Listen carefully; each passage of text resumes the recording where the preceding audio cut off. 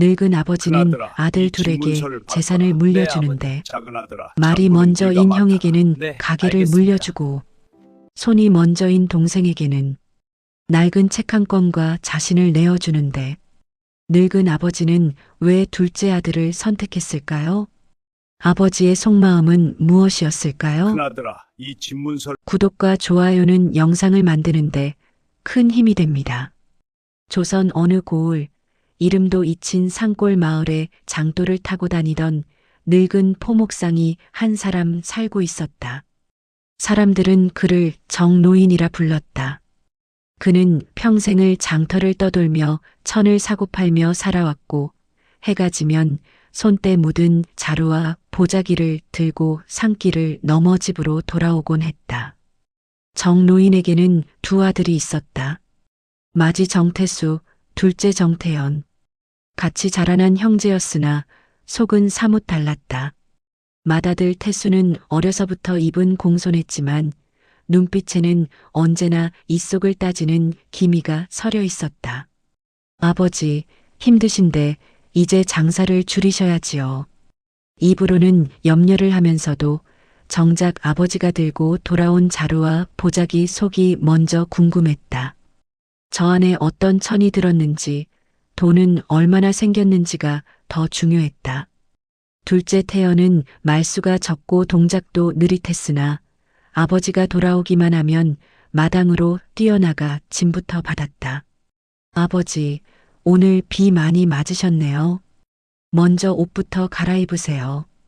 그는 마른 수건부터 찾아들고 젖은 신발을 벗겨 장독대 옆에 세워두고 허리춤을 조심스레 주무르며 밥상을 챙겼다. 손은 분주했으나 입은 짧았다. 마을 사람들 사이에서는 늘 이런 소리가 돌았다. 큰아들은 말재주가 좋고 둘째는 손재주가 좋다더라. 그러나 그 누구도 어느 쪽이 진짜 복을 품고 있는지까지는 알지 못했다. 어느 해 초겨울 바람이 유난히 매서운 날이었다. 정노인이 장터에서 돌아와 마당에 짐을 내려놓았는데 그날따라 어깨가 유독 처져 있었다.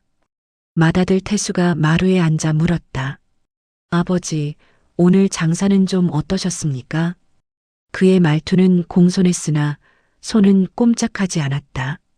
짐을 들어주지도 보따리를 풀어주지도 않은 채 아버지 얼굴과 짐 보따리를 번갈아 훑어볼 뿐이었다. 그저 그렇다. 정노인이 짧게 대답하자 태수는 서둘러 말을 이었다. 아버지, 이제 나이도 있으시고 저희에게도 장사를 좀 맡겨보셔야지요. 언제까지 직접 다니시겠습니까? 입으로는 효성을 말했지만 눈길은 이미 보자기와 자루, 다락문 쪽으로 기웃거리고 있었다. 그때 둘째 태연이 부엌에서 나왔다. 아버지, 먼저 방으로 들어가세요. 짐은 제가 풀겠습니다.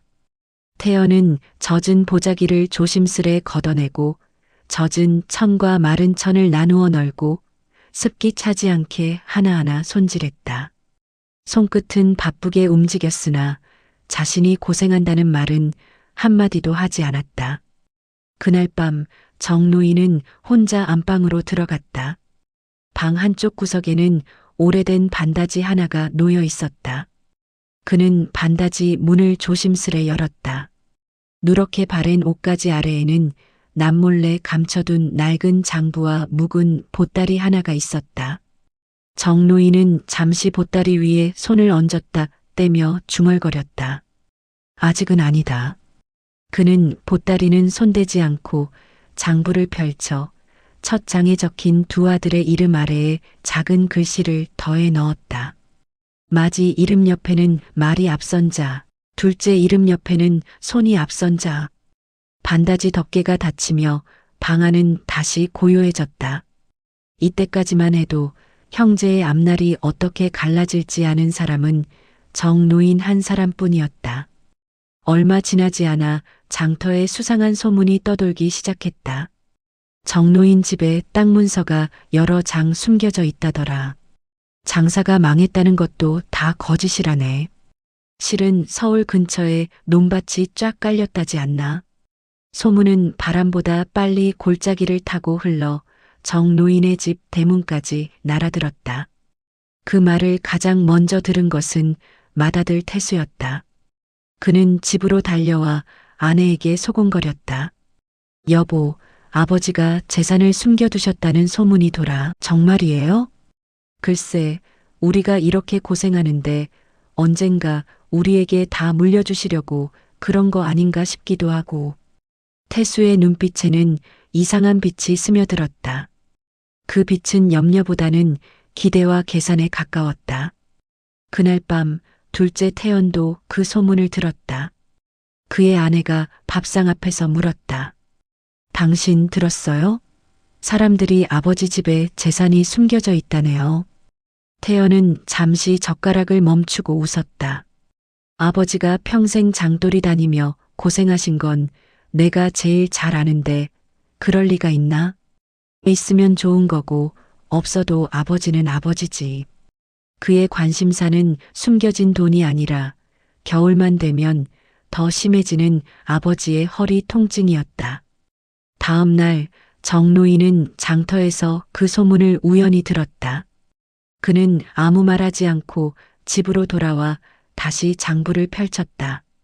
맞이 이름 옆에 재산을 먼저 떠올린 자, 둘째 이름 옆에는 사람을 먼저 떠올린 자라고 작은 글씨를 더했다. 얼마 뒤 정노인은 두 아들을 불러 말했다. 내일 모두 집으로 오너라.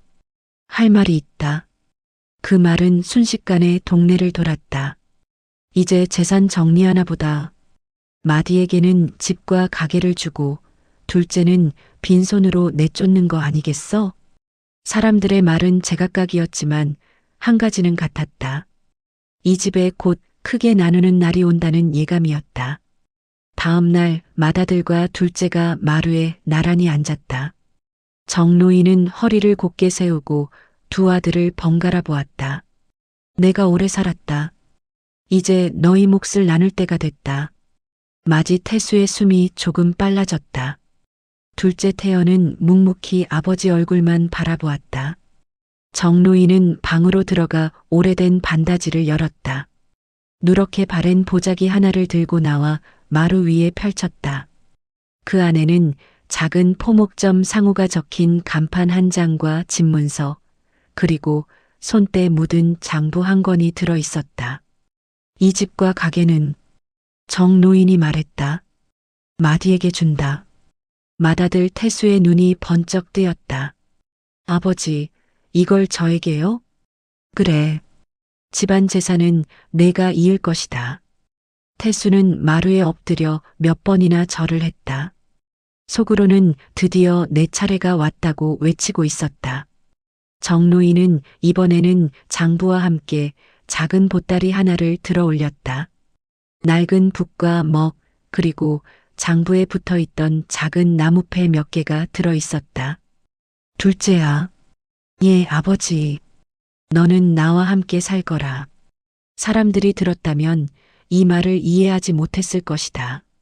마지는 집과 가게를 받고, 그러나 태연은 조용히 고개를 끄덕이며 대답했다. 알겠습니다. 아버지, 같이 삽시다. 마을 사람들은 이 말을 듣고 다시 수군거렸다.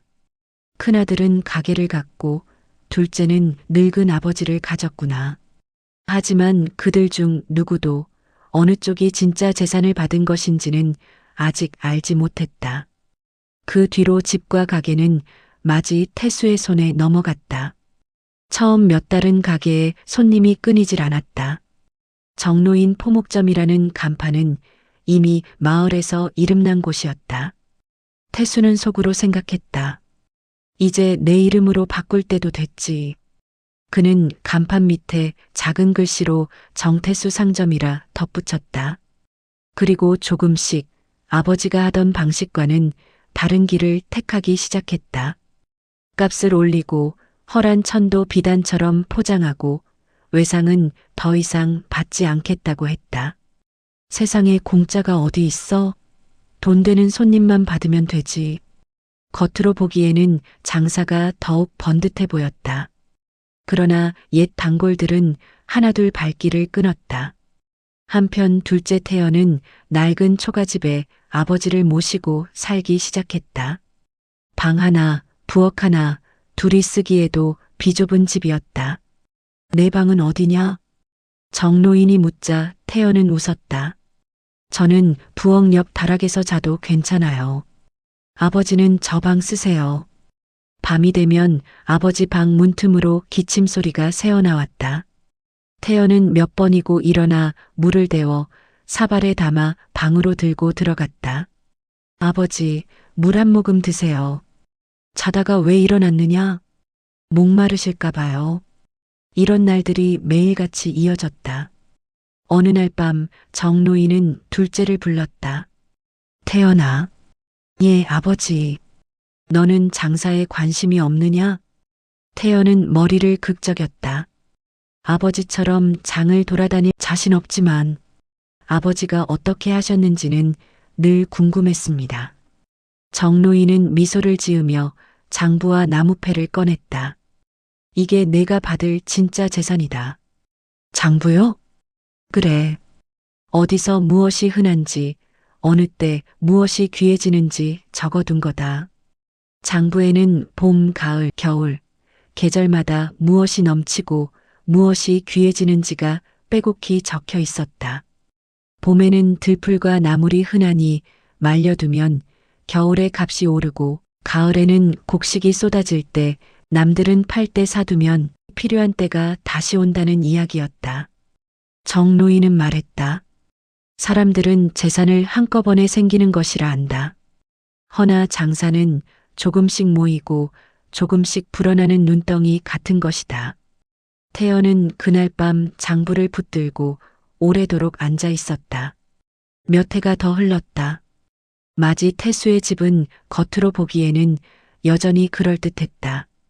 그러나 창고를 열어보면 예전만큼 천자루가 쌓여 있지 않았다.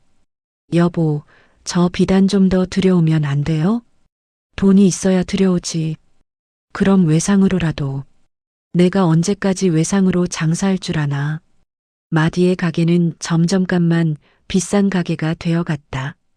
반면 둘째 태연은 아버지와 함께 시작한 작은 나물 말리기와 곡식 사두기가 조금씩 덩치를 키웠다. 처음에는 집 앞 장독대 옆에 말린 나물 꾸러미 몇 개와 보리자루 서너 개뿐이었으나 계절이 두 번, 세 번 바뀌자 장터에서 사람들이 물었다. 저 집 둘째 아들은 언제 봐도 팔 물건이 있네. 필요할 때마다 꼭 가져다 놓더라니까. 조금씩 모인 돈으로 태연은 손수레 하나를 샀다. 다음 해에는 장터 한쪽 구석에 자릿세를 내고 자기만의 자리까지 얻었다. 정노인은 멀찍이 서 그 모습을 지켜보며 장부 한 구석에 또 적었다. 둘째 길을 따라 걷는 자. 그리고 마지가 있는 가게 소식을 들으면 그 아래에 한 줄을 더했다. 마지 길보다 지름길을 찾는 자. 시간이 흐르자 마지 태수의 귀에도 소문이 들려왔다. 둘째, 내가 요즘 장사가 잘 된다며? 장마다 자리까지 얻었다더라. 정노인의 진짜 후계자는 둘째라네. 사람들의 말에 태수의 얼굴이 붉어졌다 파래졌다. 그는 집에 돌아와 아내에게 소리쳤다. 아버지가 우릴 속였어. 왜요? 집과 가게는 우리에게 주고 정작 장사 비법은 저 둘째 놈한테만 가르친 거지. 그날 밤 태수는 뒤척이다가 일어나 혼잣말을 했다. 가게 간판은 내 것인데 돈 냄새는 저쪽에서만 나니 이게 말이 되나? 질투의 불씨가 조용히 타오르기 시작했다. 결국 태수는 아내와 머리를 맞대고 은밀한 꾀를 짜기 시작했다. 둘째네 물건에 흠집을 낼 방법은 없을까? 무슨 뜻이에요? 사람들 입에서 둘째도 믿을 게 못 된다는 말만 나오면 아버지가 다시 우릴 보시게 될 거야. 그날부터 태수는 몰래 장터를 돌아다니며 둘째의 자리를 살폈다. 그리고 어느 날 밤 인적이 끊긴 시각을 골라 조용히 그 자리를 찾았다. 그의 품에는 쓸모없는 허름한 천 몇 벌과 오래되어 빳빳해진 낡은 배 조각이 들려 있었다. 태수는 어둠 속에서 둘째가 쌓아둔 짐 보따리 사이를 뒤지며 좋은 천 몇 피를 빼내고 그 자리에 낡은 천을 슬쩍 끼워 넣었다. 하루 이틀이면 소문이 나겠지. 또 다른 밤에는 둘째가 장부를 넣어두는 보자기를 뒤져 몇 장을 찢어냈다. 장부가 어지러워지면 거래처에서도 의심하게 되겠지. 태수가 이런 일을 꾸미는 동안에도 정노인은 모르는 척 조용히 그를 지켜보고 있었다. 실은 노인은 장부 한쪽에 태수가 장터 주변을 드나든 날짜와 시각을 조용히 적어두고 있었다. 결국 일이 터졌다. 어느 날 둘째 태연의 자리에 화가 잔뜩 난 손님이 찾아왔다. 이 천 어제 산 건데 집에 와서 펴보니 실이 다 튀어나와 있지 않소? 손님이 천을 펼치자 둘째의 얼굴이 하얗게 질렸다. 그 천은 분명 자신이 받았을 땐 멀쩡했기 때문이다. 죄송합니다. 제가 잘못 봤나 봅니다. 다른 천으로 바꿔드리겠습니다. 그는 손님에게 더 좋은 천으로 내어주고 돈은 받지 않았다. 그러나 그 뒤로 비슷한 일이 한 번 더, 세 번 더 이어지자 장터 사람들은 수군거리기 시작했다. 둘째도 장사 오래 하더니 눈이 어두워졌나 봐. 예전 같지 않네. 마침 그 즈음 고을 아전에게도 이상한 고발이 들어왔다. 정노인의 둘째 아들이 장사하면서 장세를 속인다는 소문이 있습니다. 누가 고발했는지 이름은 없었지만 마지 태수의 입가에는 알 수 없는 미소가 번지고 있었다. 이제 아버지도 알게 되겠지. 누가 문제를 만드는지. 이때 마을 사람들은 아직 몰랐다. 눈에 보이는 가게와 집만이 재산이 아니며 말과 손, 마음과 길 중 무엇이 진짜 상속인지 그 판가름이 이제 막 시작되고 있다는 사실을. 며칠 뒤 고을 아전이 장터로 나왔다. 둘째 태연의 자리에 서서 천을 하나하나 살피더니 물었다. 내가 사람을 속였다는 고발이 들어왔다. 할 말이 있느냐? 장터가 숨을 죽였다. 태연은 잠시 고개를 숙였다가 조용히 말했다. 제가 모르는 사이에 잘못된 물건이 섞였을 수는 있습니다. 하지만 속이려 한 적은 없습니다. 부족한 것은 제가 책임지겠습니다. 변명도 분노도 없었다. 그저 책임이라는 한마디뿐이었다. 그때였다. 장터 가장자리에서 지팡이 짚는 소리가 들렸다. 정노인이었다. 노인은 천천히 앞으로 걸어 나와 아전 앞에 낡은 장부 한 권을 내밀었다. 고발이 들어온 날들과 이 아이 물건이 바뀐 날들을 적어둔 것이오. 아전이 장부를 펼쳤다. 거기에는 날짜와 시각 그리고 한 사람의 이름이 반복되어 있었다. 정태수? 장터가 술렁였다. 마지 태수의 얼굴이 새하얗게 질렸다. 거짓입니다. 아버지가 둘째만 감싸는 겁니다. 노인은 조용히 고개를 저었다. 나는 누구도 감싸지 않는다. 다만 본 것을 적었을 뿐이다. 노인의 눈빛은 겨울밤 우물물처럼 맑고 차가웠다. 그날 저녁 노인은 두 아들을 다시 불렀다. 마루 위에는 예전에 나누어 주었던 것들이 그대로 놓여 있었다. 집문서, 가게 간판, 장부, 나무패. 노인이 먼저 입을 열었다. 태수야. 예.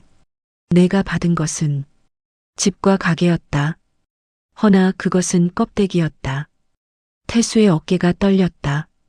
장사는 물건으로 하는 것이 아니다. 사람으로 하는 것이다. 노인은 태연을 보았다. 태연아. 예, 아버지. 내가 받은 것은 늙은 나 하나와 낡은 장부뿐이었다. 허나 그것이 씨앗이었다. 마루 위로 긴 침묵이 내려앉았다. 노인은 마지막 말을 꺼냈다. 껍데기는 언젠가 비어버린다. 하지만 씨앗은 시간이 지나면 숲이 된다. 그날 이후 마지 태수의 가게는 더 버티지 못하고 문을 닫았다. 사람을 잃은 장사는 모래 위에 지은 집과 같았기 때문이다. 태수는 한동안 마을을 떠나지 못했다. 고개를 들 수도 없었다. 어느 봄날 그가 조용히 둘째의 장터 자리를 찾았다. 도와줄 일 없냐? 말끝에 힘이 없었다. 태연은 잠시 형을 보더니 아무 말 없이 빈자리를 손으로 쓸어주었다. 앉아. 오늘은 바람이 좀 세다. 그 한마디에 태수의 눈에서 처음으로 눈물이 떨어졌다. 세월이 더 흘렀다. 사람들은 더 이상 그 집을 정로인 포목점이라 부르지 않았다. 대신 이렇게 불렀다. 사람을 남긴 집, 그리고 누군가 자식 걱정을 하면 늘 이런 말이 따라붙었다. 재산을 남기려 하지 말고 길을 남겨라. 늦은 어느 여름밤 정로인은 마루에 누워 하늘을 오래 바라보았다. 별빛이 잔잔히 흐르고 있었다. 태연이 조용히 물었다. 아버지, 후회 없으세요? 노인은 희미하게 웃었다. 있지. 무엇이요? 조금만 더 일찍 알아볼 걸 그랬다. 재산보다 사람이 먼저라는 걸. 그 말이 끝나고 노인의 숨이 고요해졌다. 바람이 지나가며 마루 끝을 살짝 흔들었다. 마치 긴장돌기를 다 돌아온 사람을 조용히 맞이하듯이. 그 후로도 장터는 계속 열렸고 계절은 몇 번이고 바뀌었다. 하지만 사람들은 오래도록 기억했다. 말이 앞선 자와 손이 앞선 자의 이야기. 그리고 결국 재산은 사라져도 사람은 남는다는 걸. 이야기 잘 들으셨나요? 여러분들은 유산으로 무엇을 받길 원하시나요?